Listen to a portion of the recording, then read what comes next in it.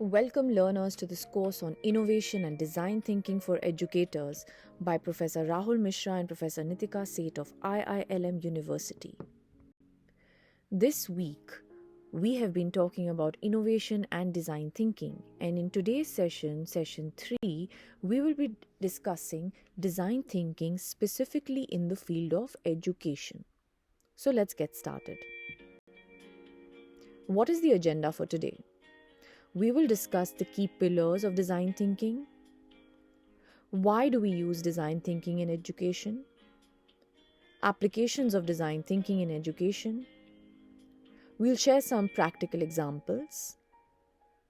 What are the key benefits of design thinking in education? A few interactive activities for educators will be suggested, some reflection questions, as well as some reading material. So let's get started. Design thinking is a human-centered, iterative process that focuses on understanding the needs and experiences of users to creatively solve problems. Originally developed in the design and engineering fields, it has now expanded into education, transforming traditional approaches to teaching and learning.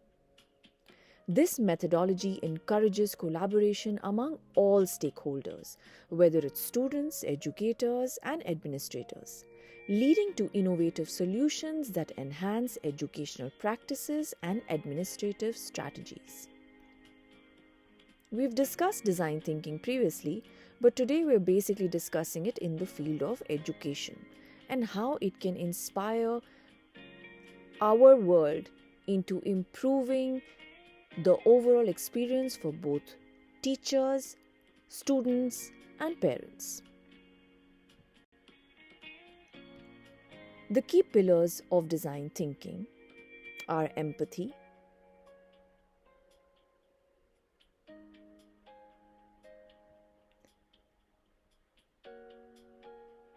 the define phase is the next one,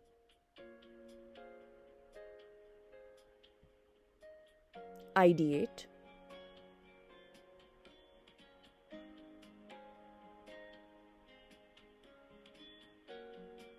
the prototype phase is next, and finally the test stage.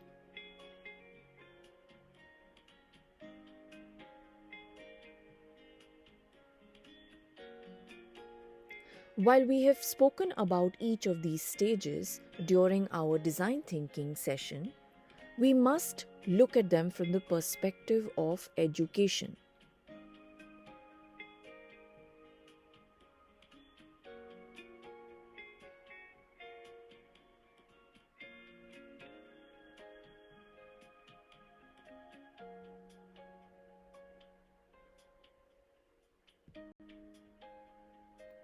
Why use design thinking in education?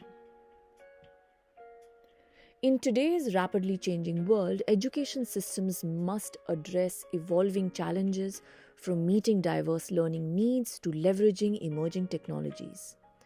Design thinking provides a practical framework to tackle these issues creatively and inclusively.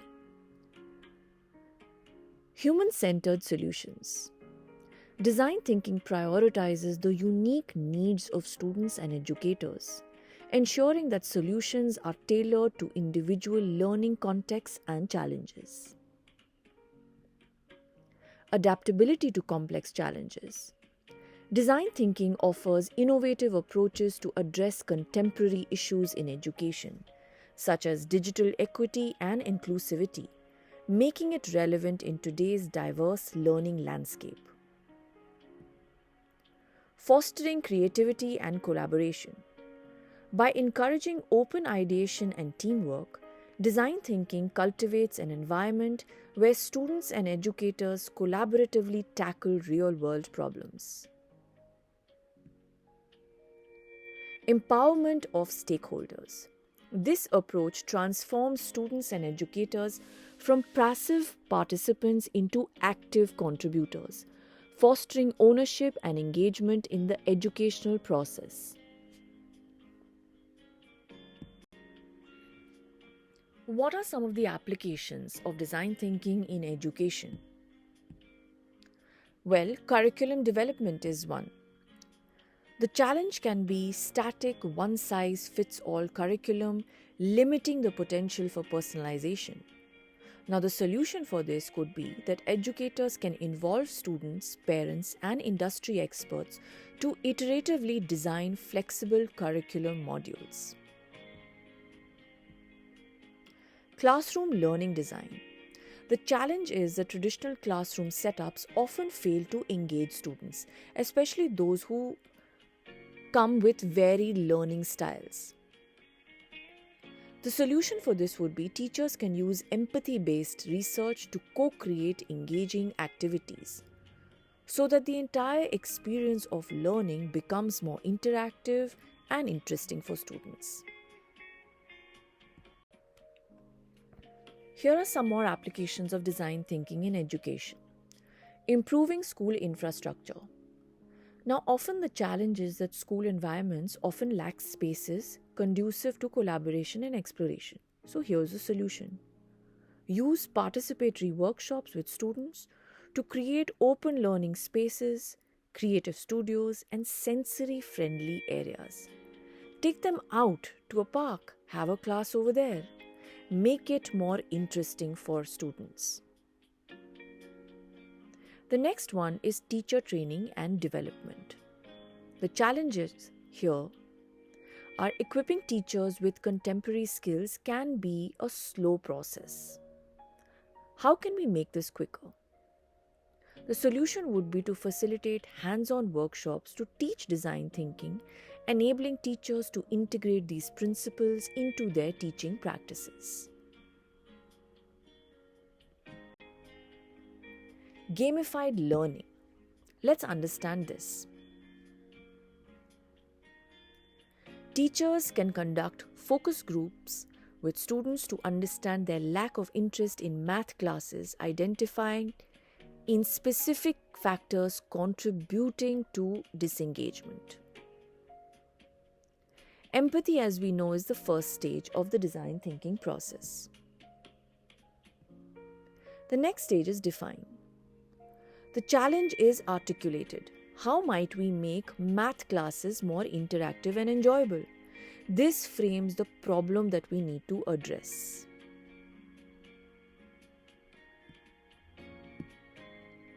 In the ideate stage, teachers brainstorm ideas to enhance engagement, including math-based puzzles, interactive games, and visual aids to create a dynamic environment. And finally, the prototype and testing stage, creating a board game to practice basic math operations, allowing for early testing of the gamified concept with students. Gamified learning could be the next best thing that all of us can try to make sure that students are engaged and interact in class, making it a more enjoyable experience for both the teacher and the student. Gamification in school education. Let's understand how this can be done. Gamified quizzes and rewards. Many CBSE schools in India use platforms like Quizzes and Kahoot. Internationally, Socrative is a popular tool, an app for real-time quiz competitions. This could be something that each of us can incorporate. The next one is language learning apps. Duolingo and Hello English are popular in India, while globally, Duolingo for schools helps track language learning progress. Mathematics adventure games. Byju's and Prodigy gamify math in India. Dreambox Learning is a global parallel used in the US and Europe. Environmental science challenges. The Doon School in India organizes eco-friendly gamified challenges. Globally, the WWF together promotes conservation. And there are multiple opportunities here for students to be associated with them. and volunteer. Augmented reality experiences. Microsoft and Google affiliated schools in India use AR tools. Globally, Google Expeditions offers virtual historic tours which students end up experiencing. These are a few examples of gamification in school education in India and abroad. Gamification in higher education. Business simulation games. Indian business schools like IIM Bangalore and SP Jain Global use capsism and marketplace simulations. Harvard uses similar tools for case-based simulations. Escape room challenges. Shiv Nadar University uses escape room challenges for problem solving. Universities globally adopt platforms like Breakout for similar exercises. Leaderboards in classrooms. Ashoka University employs leaderboards for engagement in classes. Stanford University uses similar tactics in project-based learning. Gamified online courses. Platforms like Unacademy and Coursera in India offer gamified learning. Khan Academy uses a point system to encourage learning worldwide. Hackathons and coding competitions. IITs and BITS Pilani host hackathons with gamified elements. International platforms like LeetCode and Codeforces offer similar experiences. Global competitions with gamification. Delhi Public School students participate in international programs like World Scholars Cup. Similar competitions like Odyssey of the Mind thrive worldwide. These were some examples of gamification in higher education, both in India and abroad.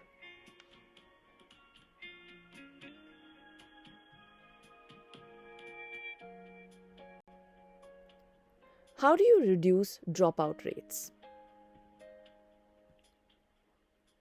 Administrators interview parents and students who dropped out to identify barriers like transportation issues and financial difficulties. Once we know the pain points, we are in a better position to address them with the correct solutions. Insights from the empathy phase lead to the challenge. How might we make education accessible for students in remote areas? This focuses the solution efforts.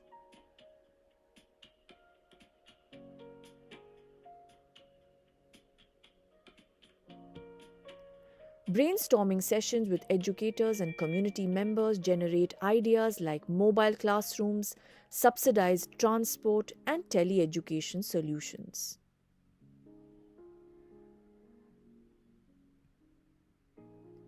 A mobile classroom prototype is designed, equipped with teaching materials to deliver lessons to underserved communities, including routes and schedules.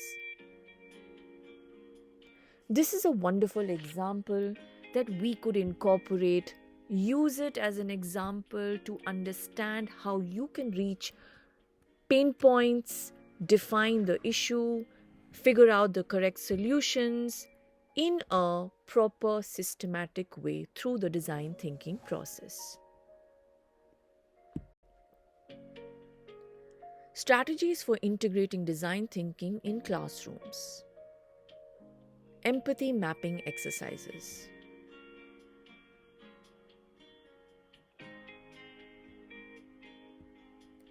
Problem-solving labs.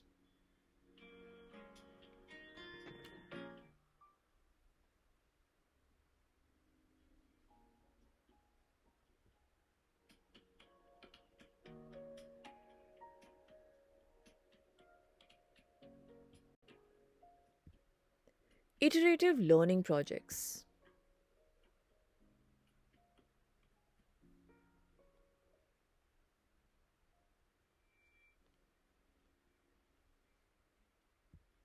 Collaborative assignments.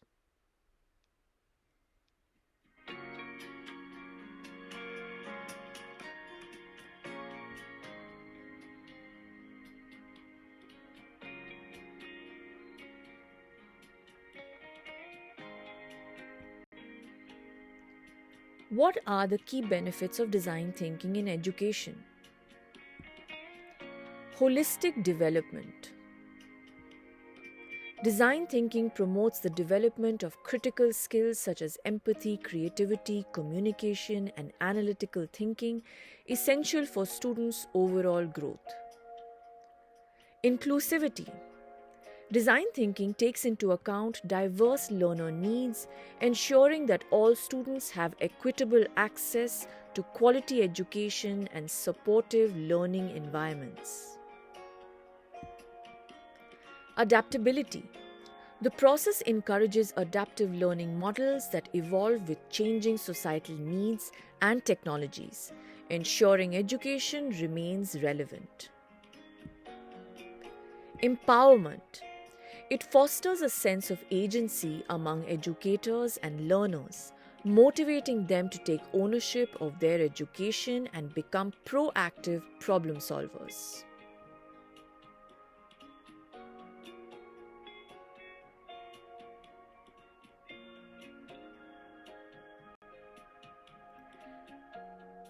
Here are some interactive activities for educators. Reimagine a lesson plan.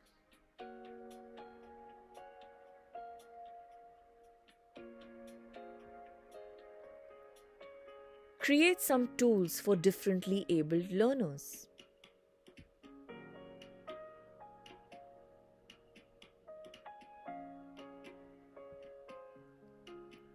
Redefine parent-teacher communication.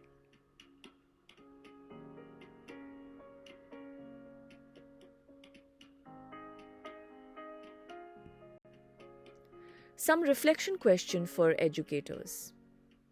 What specific challenges in your school or classroom could benefit from design thinking? What are the potential roadblocks to applying design thinking principles in your institution? How can design thinking empower students to become problem solvers in their own communities? We would love to hear your feedback on each of these. Design thinking has the potential to fundamentally reshape education by creating a more human-centered, inclusive, and impactful system. By prioritizing the needs and experiences of all stakeholders, including students, educators, and parents, this approach fosters an environment where diverse perspectives are valued. It empowers learners to become active participants in their education, effectively addressing challenges such as inequity and disengagement. Moreover, design thinking cultivates a culture of lifelong learning, encouraging continuous adaptation and innovation in educational practices. Here is some reading material that we would like all of our learners to go through. It'll help you further enhance your knowledge on today's session. Thank you all for joining us. We look forward to seeing you in our next session.